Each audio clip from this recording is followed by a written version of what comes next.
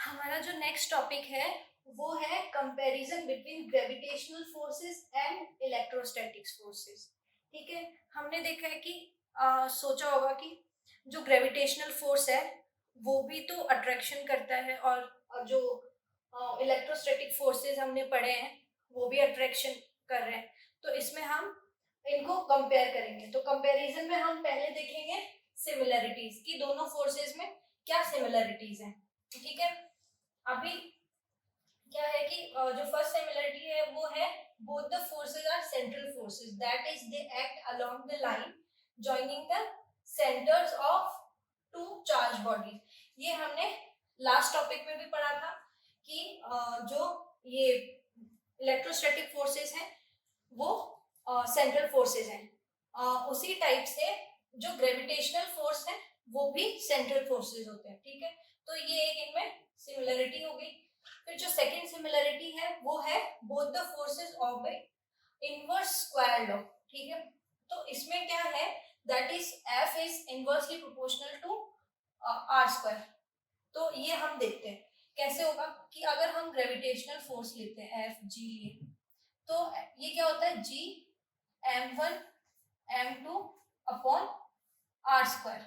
ठीक है, तो इसमें हम देख रहे हैं कि जो F और जो ग्रेविटेशनल फोर्स है वो आर स्क्वायर के जो आर स्क्वायर के इनवर्सली प्रोपोर्शनल है। सिमिलरली जो इलेक्ट्रोस्टैटिक फोर्सेस होते हैं उनका फॉर्मूला हमने क्या पढ़ा था, K Q1 Q2 upon are square. ठीक है, तो यहाँ भी हम देख रहे हैं कि जो इलेक्ट्रोस्टैटिक फोर्स है वो भी जो लेंथ होती है उसके स्क्वायर के इनवर्सली प्रोपोर्शनल होते हैं। ठीक है, तो ये एक जो सेकंड सिमिलरिटी हो गई। फिर थर्ड जो सिमिलरिटी है वो क्या है, both the forces are effective in vacuum और फ्री स्पेस। कि जो दोनों फोर्सेस है ग्रेविटेशनल फोर्स और इलेक्ट्रोस्टैटिक फोर्स। इलेक्ट्रोस्टैटिक फोर्स तो हमने कूलम्ब्स लॉ में पढ़ा है कि हमने जो ये है वो k की वैल्यू हमने देखी थी कि 1/4 पाई एप्सिलॉन नॉट, मतलब जो फोर्स है वो फ्री स्पेस की परमिटिविटी पे डिपेंड कर रहा था। तो इसका मतलब क्या है कि वो वैक्यूम या फ्री स्पेस में इफेक्टिव होता है। सिमिलरली जो ग्रेविटेशनल फोर्स होता है वो भी वैक्यूम या फ्री स्पेस में इफेक्टिव होता है। ठीक है, और अभी जो डिसिमिलरिटीज हैं वो क्या है, जो फर्स्ट डिसिमिलरिटी क्या है कि जो ग्रेविटेशनल फोर्स है वो सिर्फ अट्रैक्ट करता है, वो अट्रैक्टिव फोर्स होता है। ठीक है, लेकिन जो इलेक्ट्रोस्टैटिक फोर्स हमने क्या पढ़ा है कि वो रिपल्शन, उनमें रिपल्शन भी हो सकता है, अट्रैक्शन भी हो सकता है। मतलब वो दोनों टाइप के हो सकते हैं, अट्रैक्टिव भी हो सकते हैं और रिपल्सिव भी हो सकते हैं। ठीक है, फिर जो सेकंड डिसिमिलरिटी है वो है gravitational force doesn't depend on the nature of the medium while electrostatic forces depend on the nature of the medium between the two charges। हमने जो ग्रेविटेशनल फोर्स है वो मीडियम पे डिपेंड नहीं करता है। ठीक है, जो दो चार्ज बॉडीज, दो बॉडीज के बीच में जो ग्रेविटेशनल फोर्स लगता है वो मीडियम पे डिपेंड नहीं करता है, लेकिन जो इलेक्ट्रोस्टैटिक फोर्स है वो मीडियम पे डिपेंड करता है। ये हमने फॉर्मूले में भी देखा है कि जो k की वैल्यू होती है वो होती है 1/4 पाई एप्सिलॉन नॉट, और एप्सिलॉन क्या है, मीडियम की परमिटिविटी।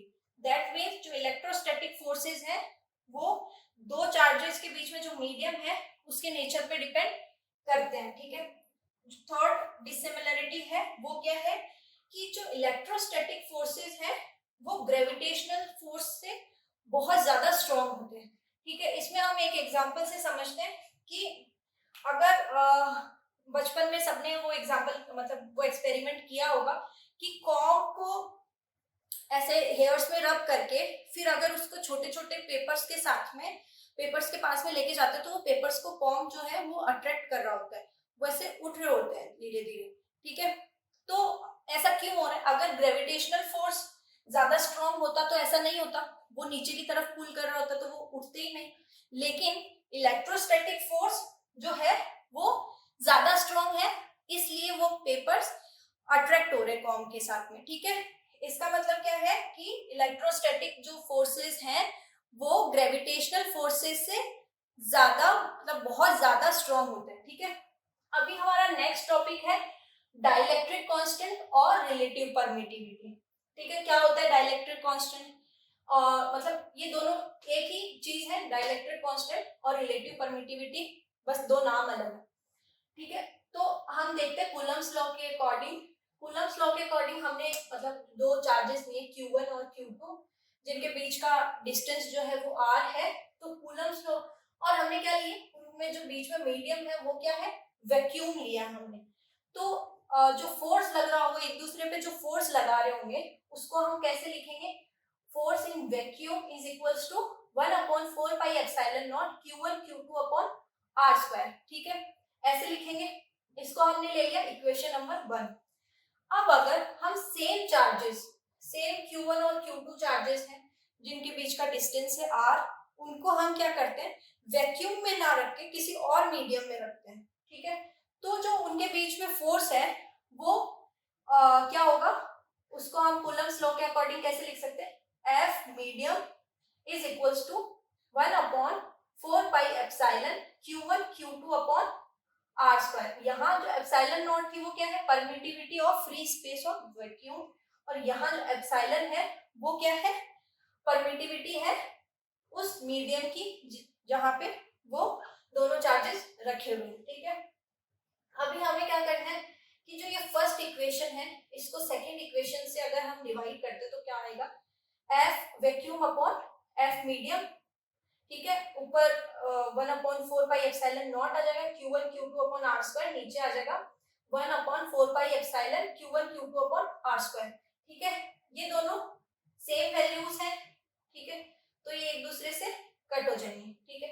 अभी इनको अगर हम सॉल्व करते हैं तो हम इनको ऐसे लिख सकते हैं, ये ऊपर चला जाएगा और ये नीचे आ जाएगा। तो इनको हम कैसे लिखेंगे, 4 pi epsilon upon 4 pi epsilon not, ठीक है। ये भी सेम है तो कट जाएंगे, तो बचेगा क्या, एप्सिलॉन अपॉन एप्सिलॉन नॉट। इसी को हम क्या कहते हैं, एप्सिलॉन आर रिलेटिव परमिटिविटी, या कापा से डिनोट करते हैं जो है डाइलेक्ट्रिक कांस्टेंट, ठीक है।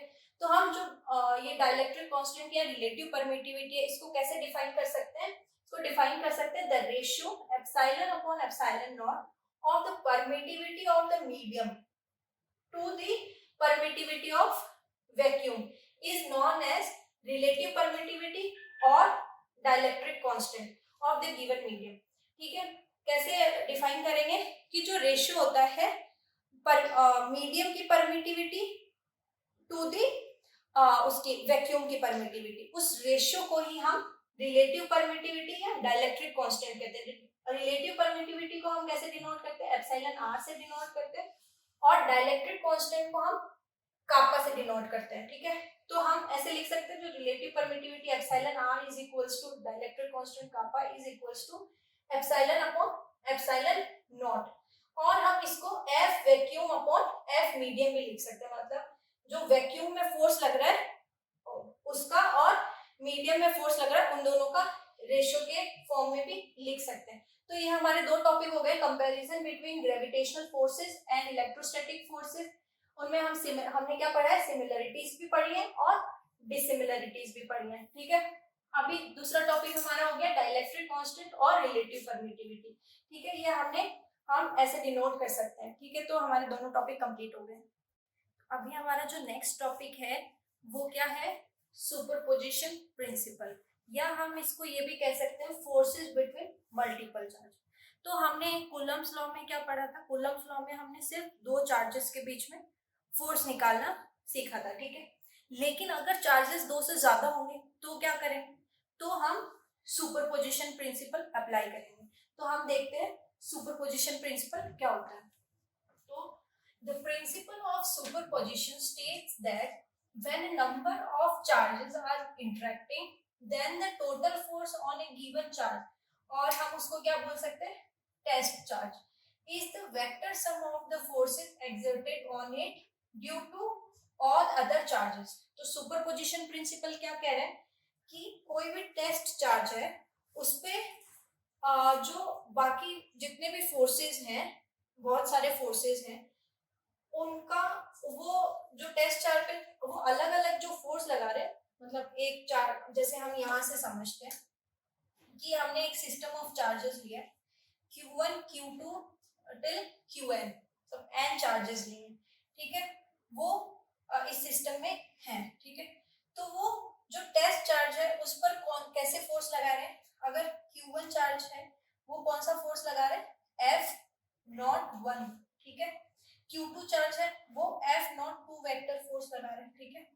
Q3 चार्ज है वो F03 फोर्स लगा रहे हैं, और सो ऑन Qn जो चार्ज होगा वो कौन सा फोर्स लगाएगा, F0n फोर्स लगाएगा, ठीक है। तो इनका जो वेक्टर सम होगा, इन सारे फोर्सेस का वेक्टर सम होगा, वो टोटल फोर्स होगा उस टेस्ट चार्ज Q0 पर, ठीक है।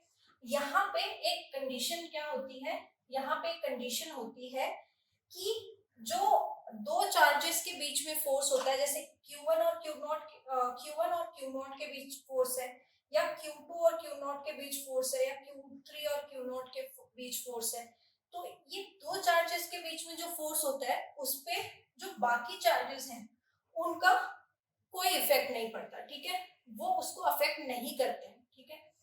तो हमने एक ये सिस्टम लिया है जिसमें n चार्जेस हैं, ठीक है। तो वो जो n चार्जेस हैं वो इंडिविजुअली जो टेस्ट चार्ज है Q0 उस पे कौन सा फोर्स लगा रहे हैं, वन है, Q1 है वो लगा रहे हैं F01, Q2 है वो F02, Q3 है वो F03, और जो Qn चार्ज है वो F0n, ठीक है। तो और ये जो R1 है, R2 है, R3 है एंड सो ऑन Rn है, ये क्या है, जो ये चार्जेस है Q1 टू Qn, इनके पोजीशन वेक्टर्स हैं, और जो R01, R02 and so on R0n है वो क्या है, Q0 जो है उसके पोजीशन वेक्टर्स है, किसके रेस्पेक्ट में, जो अदर चार्जेस हैं उनके रेस्पेक्ट में, ठीक है। तो हम कूलम्स लॉ से दो चार्जेस के बीच में फोर्स निकाल सकते हैं, तो वो फोर्स क्या होगा, जो Q1 और Q0 के बीच में जो फोर्स है वो क्या है, F01, तो उसका वैल्यू कूलम्स लॉ से हम निकाल सकते हैं, जो कि क्या होगी, F01 है उसकी वैल्यू होगी 1/4πε0 Q0 Q1 upon R01 square R01 cap, ठीक है। तो इसको हमने ले लिया इक्वेशन 1।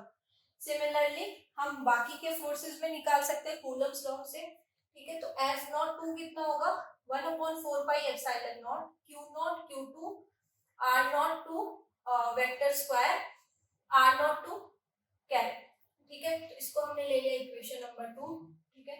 फिर जो Q3 और Q3 जो फोर्स लगा रहे हैं Q0 पे वो कैसे निकलेगा, वो होगा F03 vector is equals to 1/4πε0 Q0 Q3 upon R03 vector square R03 cap, ये ले लिया हमने equation number 3, and so on Q4 Q5 सारे चार्जेस निकाल सकते हैं, सो ऑन जो Qn चार्ज होगा वो Q0 पे कितना चार्ज कितना फोर्स लगाएगा, F0n, उसको हम कैसे निकालेंगे, कूलम्स फोर्स से, कूलम्स लॉ से, F0n is equals to 1/4πε0 Q0 Qn upon R0n vector का स्क्वायर R0n कैप, ठीक है। इसको हमने ले लिया इक्वेशन नंबर 4, ठीक है। तो हमने जो टेस्ट चार्ज है Q0 उस पे जो बाकी चार्जेस हैं Q1 Q2 Q3 and so on Qn, वो इंडिविजुअली कितना फोर्स लगा रहे हैं, क्या कौन सा फोर्स जो फोर्स लगा रहे हैं, वो हमने सारे फोर्सेस हम कौन से लॉ से निकाल सकते हैं, कूलम्स लॉ से हम निकाल सकते हैं, और यहाँ हमने वो 1 by 1 लिखे हैं, ठीक है। तो अभी क्या करना है, जो सुपरपोजिशन प्रिंसिपल है वो क्या कह रहा है कि इंडिविजुअल जो चार्जेस हैं वो जो जो जो फोर्स इंडिविजुअली Q0 पे लगा रहे हैं उनका वेक्टर सम जो होता है वो क्या होता है, Q0 पे टोटल फोर्स के इक्वल होता है, ठीक है। तो हैंस द टोटल